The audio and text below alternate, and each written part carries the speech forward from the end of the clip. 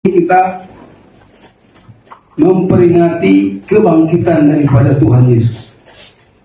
Hari Jumat kemarin kita Paskah, saudara-saudara, mengingat kematian daripada Yesus Kristus. Rasul Paulus mengatakan, saudara-saudara, kepada jemaat di Korintus, hal yang penting yang aku sendiri ketahui dan kusampaikan kepada kamu, yaitu bahwa Kristus telah mati karena dosa-dosa kita. Amin. Bahkan Rasul Petrus mengatakan, saudara-saudara, Dia, Yesus, memikul dosa kita di dalam tubuhnya di kayu salib. Dan dikatakan penderitaan Yesus begitu luar biasa. Nabi Yesaya menubuatkan, saudara-saudara, tentang penderitaan daripada Yesus. Dia sampai mati di kayu salib karena ketaatannya, karena kesetiaannya kepada Bapaknya, saudara-saudara. Dia diutus ke dalam dunia sebagai manusia untuk menyelamatkan manusia, saudara-saudara. Kalau kita yang lalu memperingati kematian Yesus, dikatakan di sana bahwa kita adalah orang-orang yang sudah ditebus dengan apa, saudara? Darah yang mahal, bukan emas atau perak, saudara, ya, tapi dengan darah yang mahal. Kalau kita sudah mengetahui, saudara-saudara, bahwa kita adalah orang yang sudah ditebus oleh Tuhan, firman Tuhan katakan kita adalah orang yang berharga di mata Tuhan. Walaupun saudara saya kurang berharga di mata orang lain, tetapi oleh karena Dia kasih kepada kita, Dia menebus kita dengan darahnya yang mahal, kita dihargai, kita dimuliakan, bahkan kita dikasihi oleh Tuhan. Ia sampai mati oleh karena kasihnya kepada saudara dan saya. Saudara, oleh karena cintanya, Maria Magdalena dan Maria, Yesus dan yang lain-lain, perempuan-perempuan lain datang menjenguk kubur daripada Yesus, tapi Yesus tidak ada di sana.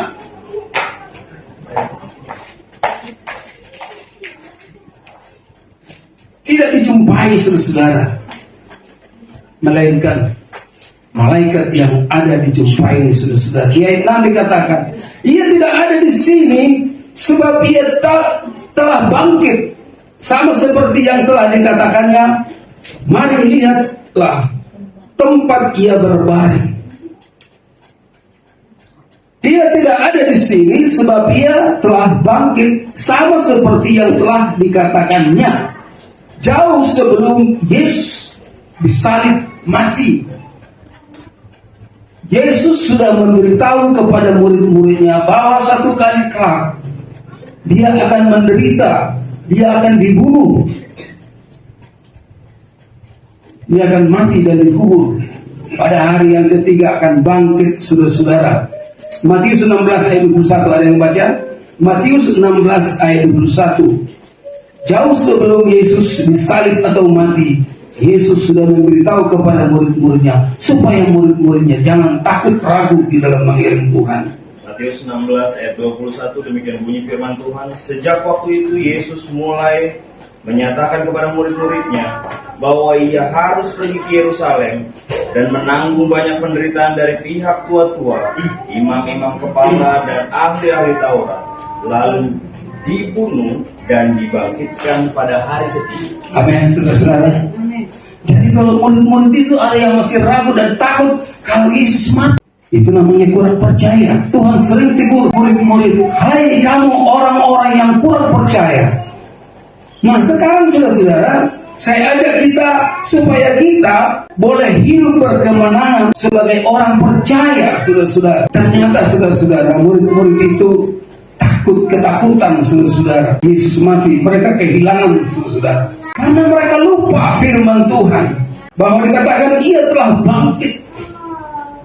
dia hidup, tidak ada di tempat itu, saudara-saudara. Bukan satu dua orang yang datang ke kubur Yesus, datang juga Petrus, saudara-saudara, datang yang lain-lain. Mungkin dia berpikir, wah, Yesus kok tidak ada di sini, mungkin dicuri orang, atau salah tempat, saudara-saudara mereka datang. Tapi Yesus dikubur, tidak di makam seperti orang sekarang makam ya, yang di sana dikubur. Ini kayaknya sama seperti di Sumatera Utara ya. Kalau di Sumatera Utara ada orang kalau meninggal tidak dibawa ke makam umum, tetapi bisa di samping rumahnya, saudara-saudara ya. Nah, waktu itu Yesus kuburnya sendiri, saudara. Jadi tidak mungkin salah mereka. Ada teman hamba Tuhan, karena dia merantau, saudara-saudara. Pada saat dia pulang, orang beritakan bahwa bapakmu sudah meninggal. Dia nangis, menjerit sungguh-sungguh. Di mana dikuburkan? Di makam umum. Dia cari, saudara-saudara. Kata orang di perbukitan itu, sampai di kuburan, saudara, dia tundukkan kepala, dia menangis, bapakku, bapakku. Ada orang melihat, kenapa kau menangis di situ? Bapakku. Bapakmu bukan di situ, kuburannya di sana, katanya. Oh iya, dia salah, saudara. Tapi tidak mungkin orang salah mengenai kubur Yesus. Semua orang menyaksikan, saudara. Tetapi yang jelas kita lihat di sini dikatakan ia telah bangkit, ia telah hidup. Yesus menang, mengalahkan maut dan dosa. Yesus menang, mengalahkan maut dan dosa, saudara-saudara.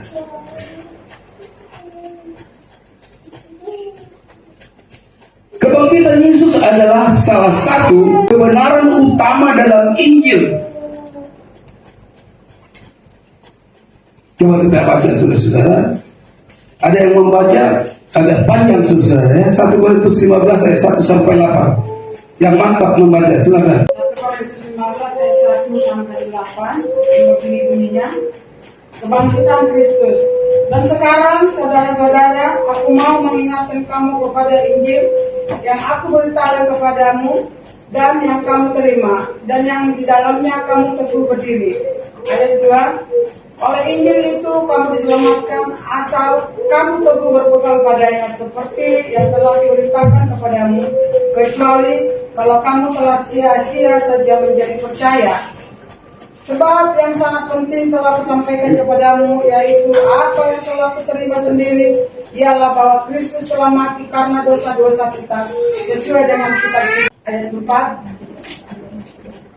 Bahwa ia telah dikuburkan dan bahwa ia telah dibangkitkan pada hari yang ketiga sesuai dengan kitab suci, bahwa ia telah menampakkan diri kepada Kefas dan kemudian kepada ke-12 muridnya. Sesudah itu ia menampakkan diri kepada lebih dari 500 saudara sekaligus. Kebanyakan dari mereka masih hidup sampai sekarang, tetapi beberapa di antaranya telah meninggal. Ayat 7. Selanjutnya ia menampakkan diri kepada Yakobus, kemudian kepada semua rasul, dan yang paling akhir dari semuanya ia menampakkan diri juga kepadaku, sama seperti kepada anak yang lahir sebelum waktunya. Amin, saudara. Jadi kebangkitan Yesus itu adalah salah satu kebenaran utama dari Injil. Ya, Rasul Paulus menyampaikan kebenaran kepada jemaat di Korintus bahwa yang terpenting setelah aku sampaikan kepada kamu apa yang kuterima, yaitu bahwa Yesus telah mati dan dikuburkan, bahkan dia bangkit pada hari yang ketiga. Amin, saudara. Iya. Kenapa kebangkitan itu penting? Ya, bagi kita orang yang percaya kepada Tuhan, saudara. Yang pertama-tama, kebangkitan itu buktikan bahwa dia adalah anak Allah di dalam Yohanes 10 ayat 17 sampai 18. Saudara, ya, saudara boleh baca di situ. Yesus bangkit, Yesus mengalah maut dan dosa, Yesus menyatakan kemenangannya. Kemenangan Yesus menjadi kemenangan kita orang percaya, bahkan lebih daripada pemenang. Yesus yang menang, kita lebih daripada pemenang. Siapa yang lebih daripada pemenang? Yang saya katakan tadi, kita yang apa? Kita yang percaya kepada Tuhan. Amin, saudara. Kemenangan orang percaya percaya, ya, saudara-saudara yang dikasihi Tuhan, kemenangan Yesus menjadi kemenangan kita orang percaya, bahkan lebih daripada pemenang. Tapi Yesus sudah menang, sudah ada di sorga. Tapi kita lebih daripada menang, kita masih di dunia, saudara-saudara. Masih banyak godaan, masih banyak tantangan. Kita masih di dunia, saudara. Kita masih dapat diserang oleh iblis. Tapi yakinlah, saudara-saudara, kita diserang oleh iblis, tapi percayalah, kita tidak dapat dikalahkan. Amin. Kita pasti menang. Puji Tuhan, kesaksian tadi itu satu tanda kemenangan, saudara-saudara. Saya katakan kepada saudara bahwa setiap orang yang bersaksi itu membuktikan bahwa dia menang di dalam Tuhan. Orang yang bersaksi itu membuktikan bahwa iblis kalah, ya.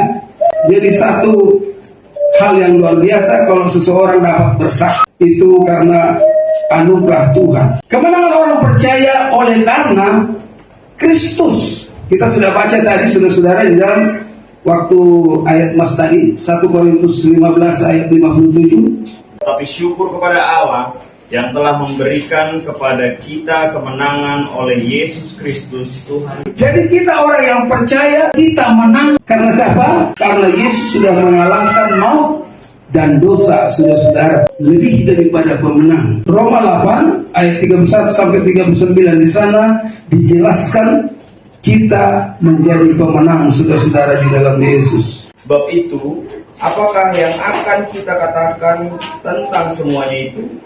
Jika Allah di pihak kita, siapakah yang akan melawan kita? Ia yang tidak menyayangkan anaknya sendiri, tetapi yang menyerahkannya bagi kita semua. Bagaimanakah mungkin ia tidak mengaruniakan segala sesuatu kepada kita bersama-sama dengan dia? Siapakah yang akan menggugat orang-orang pilihan Allah? Allah yang membenarkan mereka. Apakah yang akan menghukum mereka? Kristus Yesus yang telah mati, bahkan lebih lagi yang telah bangkit, yang juga duduk di sebelah kanan Allah, yang malah menjadi pembela bagi kita. Siapakah yang akan memisahkan kita dari kasih Kristus? Penindasan atau keserakahan, atau penganiayaan, atau kelaparan, atau ketelanjangan, atau bahaya, atau pedang? Seperti ada tertulis, oleh karena engkau kami ada dalam bahaya maut sepanjang hari. Kami telah dianggap sebagai domba-domba sembelihan. Tetapi dalam semuanya itu kita lebih daripada orang-orang yang menang oleh Dia yang telah mengasihi kita. Sebab aku yakin bahwa baik maut maupun hidup, baik malaikat-malaikat maupun pemerintah-pemerintah, baik yang ada sekarang maupun yang akan datang, atau kuasa-kuasa baik yang di atas maupun yang di bawah, ataupun sesuatu makhluk lain, tidak akan dapat memisahkan kita dari kasih Allah yang ada dalam Kristus Yesus Tuhan kita. Amin, saudara.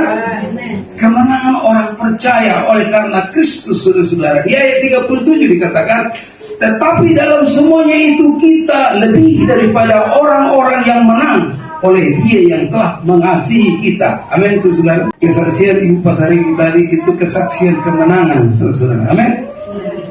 Jadi kemenangan orang percaya oleh karena Yesus Kristus yang telah mengalahkan maut dan dosa. Yesus pemenang, tetapi kita orang yang percaya kepadanya lebih daripada pemenang. Yesus sudah naik ke surga. Seperti hari Jumat, tema firman Tuhan sudah selesai. Artinya tugasnya sudah selesai. Dia tundukkan kepala, menyerahkan nyawanya kepada Bapa di surga, saudara. Dikatakan firman Tuhan, apa yang dapat memisahkan kita dari kasih Kristus? Apakah penindasan, aniaya, kelaparan dan macam sebagainya, saudara-saudara? Tetapi dikatakan Roma 8 ayat 37, tetapi dalam semuanya itu kita lebih daripada orang-orang yang menang oleh Dia yang telah mengasihi kita. Kalau Dia mengasihi kita, apakah saudara mengasihi Tuhan?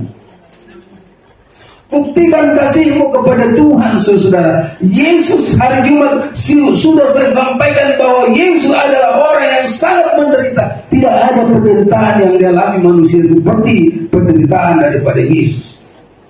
Tetapi puji Tuhan, Dalam kebangkitan Yesus, suatu kemenangan yang dahsyat dan luar biasa. Tidak ada satu kuburan pun di dalam dunia ini yang kuburannya kosong. Dia tetap ada di sana. Bahasa Batak dituliskan di situ, di son maradia. Kalau bahasa Indonesia apa? Di sini beristirahat, ya kan? Tapi kubur Yesus tidak ada di situ dikatakan istirahat lagi. Sudah naik ke surga, sudah saudara. Ya, kita orang-orang yang menang, bahkan lebih daripada pemenang. Pertama, kita menang apa kata firman Tuhan di dalam Roma 8 tadi. Kita menang, kita berkeyakinan bahwa Allah di pihak kita. Amin. Saudara harus percaya itu. Di dalam Roma 8 tadi dikatakan Allah di pihak kita. Yang kedua, hidup berkemenangan terletak pada keyakinan bahwa Allah pembela kita. Amin. Sekarang ini banyak pembela, saudara-saudara. Advokat, penasihat hukum. Semua pembela itu. Ya. Saya sudah pernah melayani seorang jaksa, saudara-saudara. Kata bahasa Batak bilang sababan tuan, katanya. Ngerti tak? Apa itu yang bisa menerjemahkan sababan tuan? Artinya mereka sehati, ya. Baik jaksa, panitra, apalagi ada 4 itu, ya. Itu mereka bertengkar, kelihatan saudara-saudara. Itu bertengkar sepertinya, tapi mereka itu sudah sepakat, saudara, ya.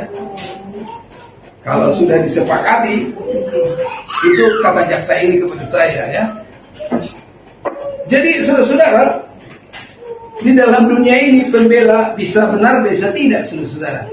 Tetapi pembela kita di atas segala pembela adalah Tuhan Yesus, pembela kita. Amin. Maka kita menjadi pemenang. Walaupun kita masih dalam dunia, bisa kita diserang oleh kuasa gelap, diserang oleh iblis, tetapi kita tidak dapat dikalahkan. Amin, saudara. Yang ketiga, kita menang karena Allah mengasihi kita. Saudara-saudaraku yang dikasihi Tuhan, hari Jumat yang lalu saya katakan, kalau Yesus mengasihi kita, biarlah kita mengasihi Yesus. Kalau kita biasanya 3 kali sehari berdoa seperti Daniel, kita malas, kita kurangi doa kita, bukan berarti Tuhan tidak mengasihi kita. Tuhan tetap mengasihi saudara dan saya. Hanya dari pihak kita, bagaimana, apakah kita mengasihi Tuhan? Kita katakan kita mengasihi Tuhan, tapi kita ogah-ogahan mengiring Tuhan. Malas berdoa, malas baca firman Tuhan. Itu namanya bukan orang percaya. Hanya pura-pura saja, saudara. Saudara datang di tempat ini, saya tidak tahu apakah saudara datang karena saudara mengasihi Tuhan atau tidak. Bukan melihat orang, saya mau ketemu si Anu, saya mau lihat ini. Kalau begitu hatimu, hidupmu tidak berkenan kepada Tuhan. Tetapi saudara mau berdoa kepada Tuhan, itu bukti saudara mengasihi Tuhan. Amin. Saudara mau baca Alkitab, itu karena saudara mengasihi Tuhan. Daud 7 kali sehari memuji-muji Tuhan karena cintanya kepada Tuhan, karena cintanya ke rumah Tuhan. Mazmur 122 ayat 1. Aku bersuka cita ketika dikatakan orang kepadaku, mari kita pergi ke rumah Tuhan. Amin. Ada orang menyatakan dirinya Kristen, tetapi tidak mau ke gereja. Ya. Mungkin dipuji orang, setia mengantar anaknya, setia mengantar istrinya, setia mengantar keluarganya ke gereja. Dia tidak mau ke gereja. Ini Kristen macam apa, saudara-saudara? Tetapi kalau disebut dia orang Kristen, hidupnya sudah berubah. Karena apa, saudara-saudara? Karena kita sudah ditebus oleh Yesus, kita sudah dibeli dengan harga yang lunas, dibeli dengan darah yang mahal. Itu tanda kasihnya kepada manusia. Tuhan tidak bikin kasih kepada manusia. Dikatakan Yohanes 3 ayat 16, Tuhan mengasihi isi dunia. Isi dunia. Walaupun dia teroris, saudara. Tuhan mengasihi semua manusia.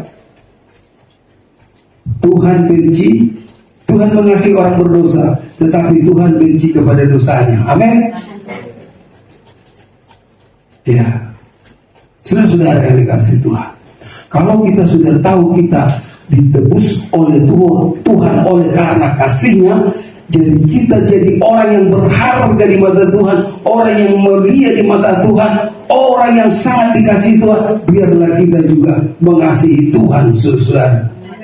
Mengasihi Tuhan lebih daripada segala-galanya. Saya sering mengatakan, jangan mengasihi dunia lebih daripada Tuhan.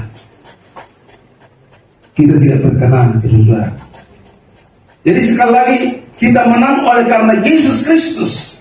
Kita orang-orang yang menang, bahkan lebih daripada pemenang, karena kita mempunyai keyakinan bahwa Allah di pihak kita, bahwa kita berkeyakinan, hidup berkemenangan oleh keyakinan kita bahwa Allah pembela kita.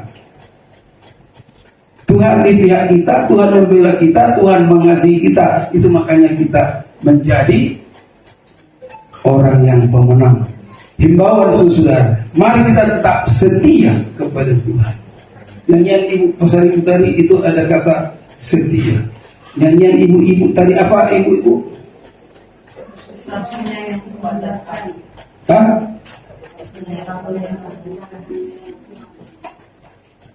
Ada di situ kata kasih setia tadi itu. Artinya kita harus setia kepada Tuhan, karena Tuhan terlebih dahulu mengasihi kita. Dia setia taat sampai mati di kayu salib. Setelah saya dengar kata setia ini, saudara-saudara, bahkan dikatakan Yesus itu adalah orang yang setia. Anak-anak saya sudah lahir 5 orang. Istri saya bilang kita KB katanya. Saya ingin tambah lagi tapi tidak bisa lagi katanya. Saya berikan namanya, saudara-saudara, karena tidak ada lagi. Saya berpikir nanti kalau anak-anak saya menikah, kalau ada cucu yang pertama akan saya kasih dari saya namanya Setia, untuk mengingatkan kesetiaan kepada Tuhan. Amin. Maka lahir dari saya Setia namanya. Yohanes Wahyu 2 ayat 10 bagian C, ya. Ada yang baca?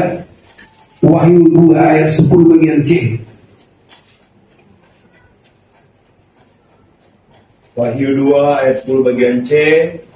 Hendaklah engkau setia sampai mati, dan aku akan mengaruniakan kepadamu mahkota kehidupan. Amin, saudara. Hendaklah engkau setia sampai mati, maka Tuhan akan memberi mahkota kehidupan. Yesus sudah melaksanakan tugasnya, saudara-saudara. Yesus datang dari sorga turun ke dunia. Dia lahir di kandang, ya. Yesus mati untuk dosa-dosa kita. Yesus dikuburkan. Pada hari yang ketiga dia bangkit. Bahkan Yesus naik ke sorga, menyiapkan tempat bagi saudara dan saya. Dia berjanji akan datang. Satu lagi yang belum digenapi. Yesus sudah lahir, Yesus mati sudah, Yesus bangkit. Apa lagi? Yesus naik. Tinggal satu lagi. Dia berjanji akan turun kalau sudah menyiapkan tempat bagi saudara dan saya. Ayat terakhir Bapak Yesus sudah bacakan, Yohanes 14 ayat 1 sampai 3. Perhatikan baik-baik semua. Ini kita akhiri di sini, saudara-saudara. Yohanes 14 ayat 1 sampai 3. Kalau kita setia di dalam mengiring Tuhan, sebagaimana Tuhan sudah mengasihi kita, biarlah kita setia, maka kita akan bersama Yesus di dalam sorga kekal selama-lamanya. Silakan. Yohanes 14 ayat 1 sampai 3, demikian bunyi firman Tuhan. Janganlah gelisah hatimu, percayalah kepada Allah, percayalah juga kepadaku. Di rumah Bapakku banyak tempat tinggal. Di rumah Bapakku banyak tempat tinggal.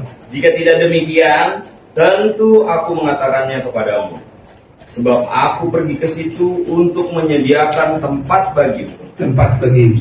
Dan apabila aku telah pergi ke situ dan telah menyediakan tempat bagimu, aku akan datang kembali dan membawa kamu ke tempatku, supaya di tempat di mana aku berada, kamu pun berada. Amin, saudara. Di mana aku berada, di sana pun kamu berada. Yaitu di mana? Di sorga. Rumah kita sudah disiapkan di sana, saudara-saudara. Kalau saudara punya rumah di dunia ini sebesar apapun, semewah apapun, saudara sementara di dalam dunia ini itu akan tinggal. Bahkan saudara mungkin yang punya rumah sederhana, bahkan kontrak saudara, jangan gelisah. Rumahmu sudah disiapkan di sorga asal engkau setia. Amin. Haleluya. Kita tundukkan kepala saudara-saudara, kita berdoa. Bapa di sorga, Bapa.